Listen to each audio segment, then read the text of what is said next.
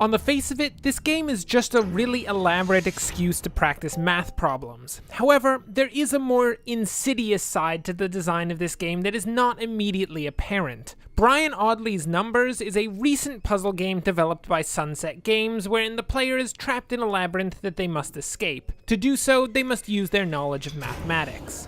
The entire game consists of one basic mechanic. The player opens a door to another chamber, reads the 3-digit code for the chamber, and if any of the 3 numbers are prime, then the room will kill them. That's it. You continue to travel between rooms, occasionally getting levels that only tell you some obvious mathematical fact like all even numbers are not primes. As such, this game is really something that one could give to a kid who is learning to factor numbers in school. Otherwise, write these few lines of code in Java and you can go forever with zero mental effort.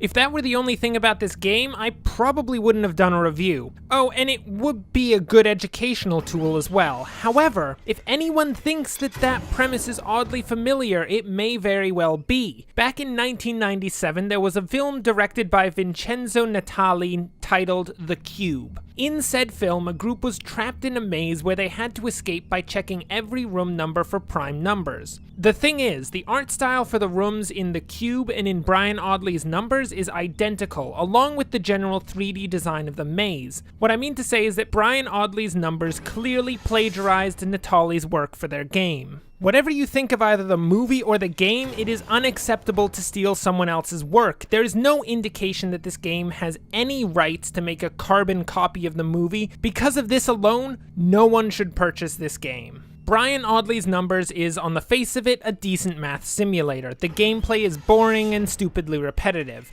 However, the fact that the developers seem to have plagiarized the entire concept of Vincenzo Natali's The Cube down to the aesthetics of the cubes is entirely unacceptable. The only difference is that the developer didn't put in the time to have any character other than the player. No one should purchase a game that so clearly ripped off another artist, and Sunset Games should be ashamed of themselves.